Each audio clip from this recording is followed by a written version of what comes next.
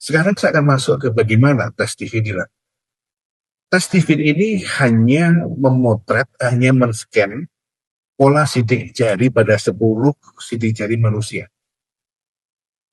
Dengan pola-pola yang ada pada sidik jari manusia, maka akan ditemukan sebuah kode atau sebuah pola yang ternyata itu menggambarkan bagian otak mana yang dominan pada diri seseorang. Oke.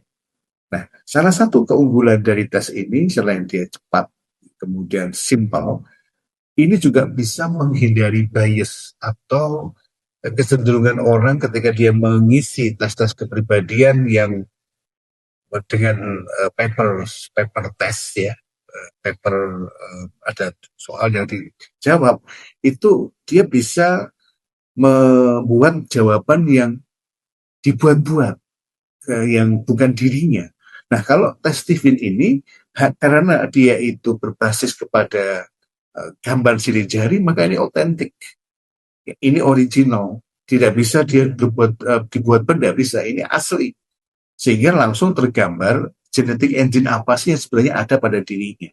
Nah, Stephen ini dari pola sidik jari kemudian menyimpulkan dan kemudian merumuskan bahwa seseorang akan dikenali belahan otak mana yang paling dominan serta lapisan otak mana yang lebih aktif pada dirinya. Apakah lapisan otak dalam atau lapisan otak yang luar? Ya, kemudian belahan otak yang mana? Apakah otak kiri, apakah otak kanan, atau otak tengah? Apakah otak kiri bawah, otak kiri atas, atau otak kanan bawah, otak kanan atas?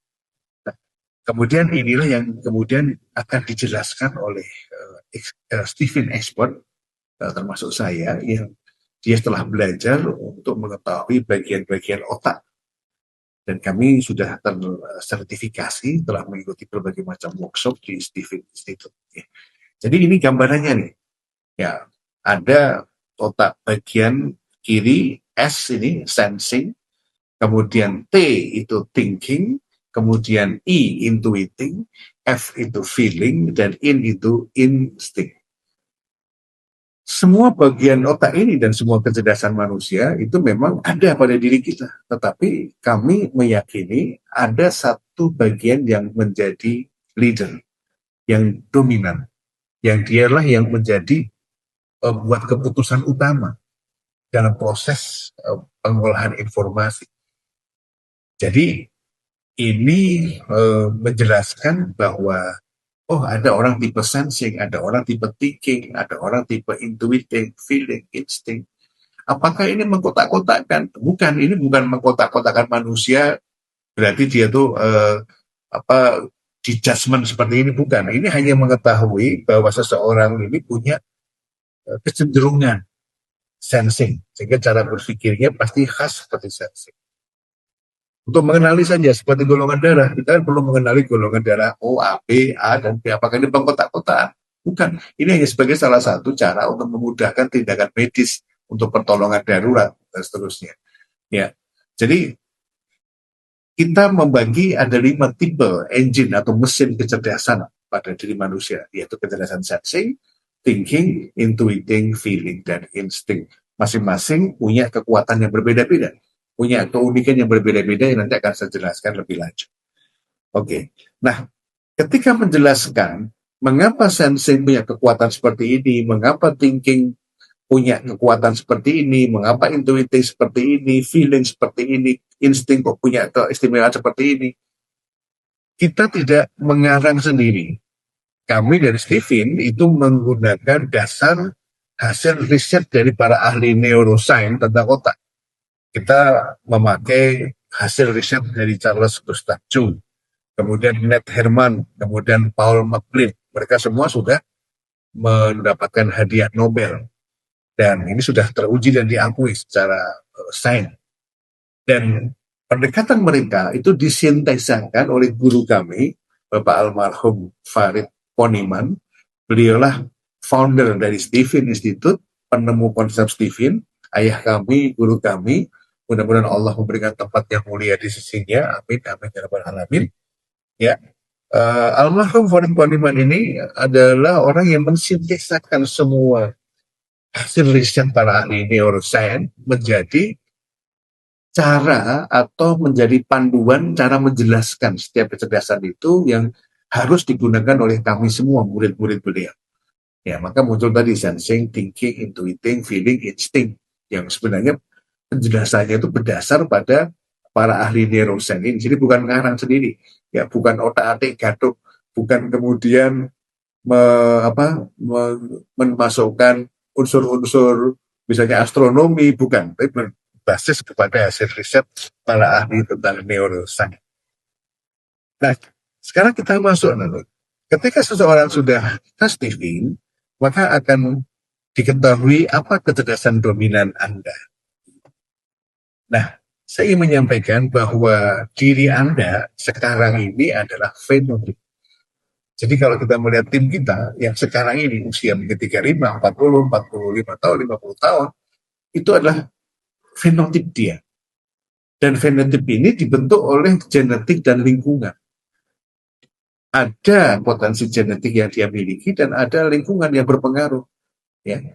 Nah, ternyata genetik itu perannya 20%, sedangkan lingkungan 80%. Ini yang kami anut.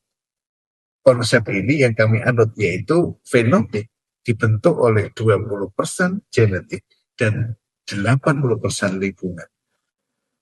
Kondisi saat ini dibentuk oleh faktor genetik yang tetap tidak berubah dan juga dibentuk oleh lingkungan yang cenderung berubah-ubah. Sehingga peran lingkungan sangat penting dalam mendukung, menguatkan, atau melemahkan potensi genetik kita. Atau bahkan bisa seolah-olah lebih dominan pengaruh lingkungan daripada genetik. Ya, oke ya. Sebagai contoh nih, saya ingin menjelaskan tentang Chris Langer. Chris Langer ini seorang warga Amerika Serikat. Dia sejak kecil punya nilai IQ tertinggi di dunia. Ya, sangat cerdas. Bahkan katanya melebihi kecerdasan Albert Einstein. Oh, luar biasa. Tetapi dia hidup dalam keluarga yang broken home, totally broken home. Orang tuanya bercerai dan tidak ada yang mau merawatnya. Kalau broken home atau divorce ya, perceraian biasa itu biasanya kan salah satu ada yang mau merawatnya kan. Tapi ini sama sekali nggak ada yang mau merawatnya. Jadi anaknya terlantar dan akhirnya ada seorang kakek-kakek yang baik hati yang mau merawatnya. Dan dari keluarga yang kurang mampu. Dan akhirnya Chris Langer ini ya dibesarkan oleh seorang kakek, disekolahkan di sekolah yang biasa. Tapi karena kecerdasannya luar biasa, dia pintar. Dan akhirnya dia ikut sebuah proses untuk mendapatkan beasiswa. Dan ternyata dia mendapatkan beasiswa dari sebuah universitas terkenal di Amerika. Kalau nggak salah Harvard University akan memberi dia beasiswa.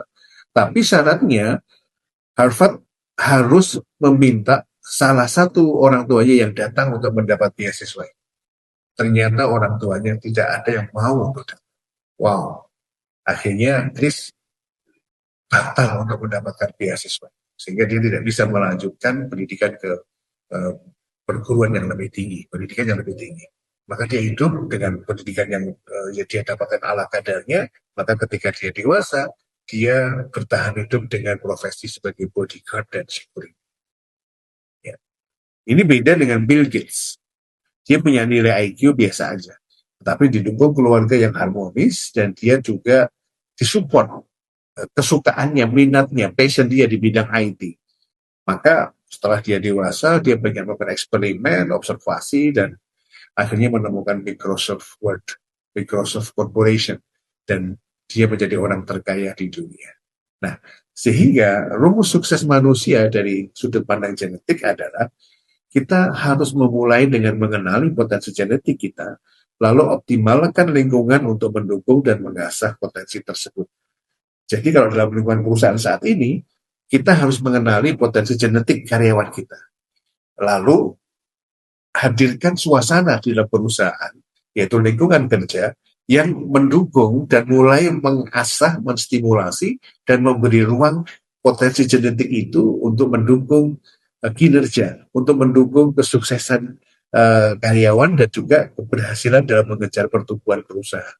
Nah, itu salah satu maksud dari rumus sukses genetik.